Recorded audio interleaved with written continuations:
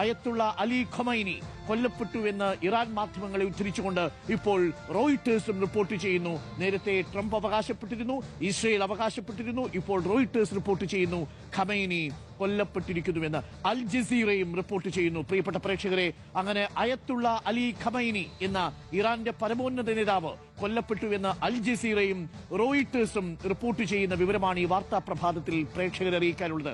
അയത്തുള്ള എന്നാൽ ദൈവത്തിന്റെ പ്രതിഫലനം, ദൈവത്തിന്റെ അടയാളം എന്നാണ് അർത്ഥം. 1989 മുതൽ ഇറാന്റെ പരമോന്നത നേതാവായ, പരമോന്നത അധികാരിയായ അയത്തുള്ള അലി ഖമൈനിയെ വധിച്ചിരിക്കുന്നു എന്നുള്ള വിവരമാണ് ഈ മണിക്കൂറിൽ എത്തുന്നത്. ഇപ്പോൾ CNN-ഉം അത് സ്ഥിരീകരിച്ചിരിക്കുന്നു. വളരെ പ്രധാനപ്പെട്ട ഈ വാർത്തയിലേക്ക് നമ്മൾ കടക്കുകയാണ്. അയത്തുള്ള അലി ഖമൈനി കൊല്ലപ്പെട്ടു എന്ന ആ വാർത്ത പ്രിയപ്പെട്ട പ്രേക്ഷകരെ വാർത്താ പ്രഭാതത്തിൽ അറിയിക്കുകയാണ്. നേരത്തെ അത് അമേരിക്കയുടെ ക്ലെയിമായിരുന്നു, ഇസ്രായേലിന്റെ അവകാശവാദമായിരുന്നുവെങ്കിൽ ഇപ്പോൾ അത് എല്ലാ മാധ്യമങ്ങളും സ്ഥിരീകരിക്കുന്നു. റോയിട്ടേഴ്സ് സ്ഥിരീകരിക്കുന്നു, അൽ ജസീറ സ്ഥിരീകരിക്കുന്നു, CNN സ്ഥിരീകരിക്കുന്നു. ഇറാന്റെ പരമോന്നത നേതാവ് അയത്തുള്ള അലി ഖമനേയി കൊല്ലപ്പെട്ടിരിക്കുന്നു എന്നുള്ള വാർത്ത.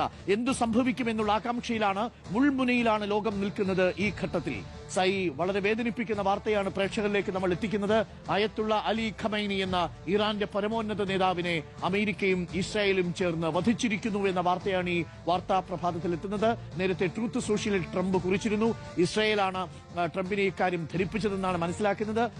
എന്നാൽ ഇറാൻ അത് ആദ്യം നിഷേധിച്ചിരുന്നുവെങ്കിലും ഇപ്പോൾ ഇറാൻ ഔദ്യോഗിക മാധ്യമവും അത് സ്ഥിരീകരിക്കുന്നു. എല്ലാ വിദേശ മാധ്യമങ്ങളും റോയിട്ടേഴ്സും ഒപ്പം അൽ ജസീറയും CNN-നും എല്ലാം സ്ഥിരീകരിക്കുകയാണോ അയത്തുള്ള അലി ഖമൈനി കൊല്ലപ്പെട്ടു, അല്ലേ?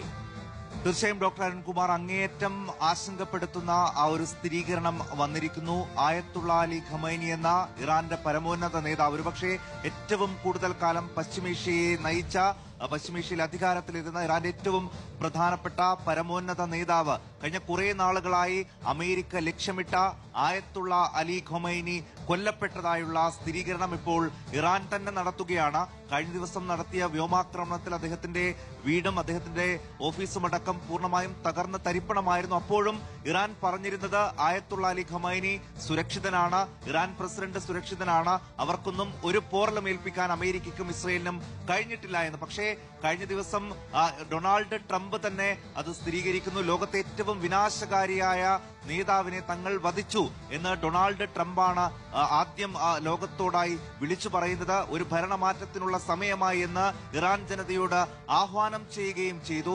അതാണ് ഇപ്പോൾ അപ്പോഴും അദ്ദേഹത്തിന്റെ ഒരു എക്സ്പോസ്റ്റ് അദ്ദേഹത്തിന്റെ പേരിൽ വരികയും ഇറാൻ ആ വാർത്തകളെ പൂർണ്ണമായും തള്ളുകയുമാണ്. അല്പം മുൻപ് അദ്ദേഹത്തിന്റെ മകളും കൊച്ചുമകളും മരുമകനും ഒക്കെ കൊല്ലപ്പെട്ടതായുള്ള സ്ഥിരീകരണമാണ് ആദ്യം ഇറാൻ മാധ്യമങ്ങൾ നടത്തിയത്.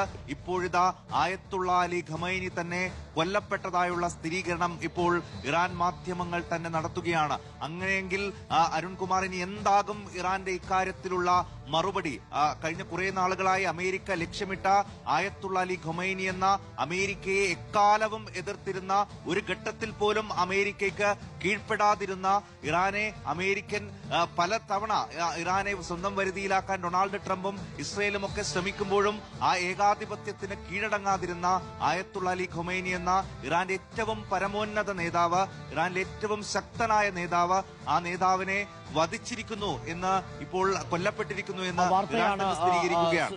സായി, അത് ഇന്നലെ രാത്രിയിൽ തന്നെ നമ്മളത് പ്രതീക്ഷിച്ചിരുന്നതാണ്. ആദ്യം അയത്തുള്ള അലി ഖമൈനി താമസിക്കുന്ന കൊട്ടാരത്തിന് നേരെയുള്ള ആക്രമണം നടക്കുന്ന ഘട്ടത്തിൽ നമ്മൾ കരുതിയിരുന്നു. പക്ഷെ അപ്പോഴെല്ലാം ഇറാൻ അത് നിഷേധിച്ചു. ഏറ്റവും ഒടുവിൽ അമേരിക്കയിലെ ഡൊണാൾഡ് ട്രംപ് ട്രൂത്ത് സോഷ്യലിൽ ആണ് അയത്തുള്ള അലി ഖമൈനി കൊല്ലപ്പെട്ടു എന്ന വാർത്ത പുറത്തുവിടുന്നത്.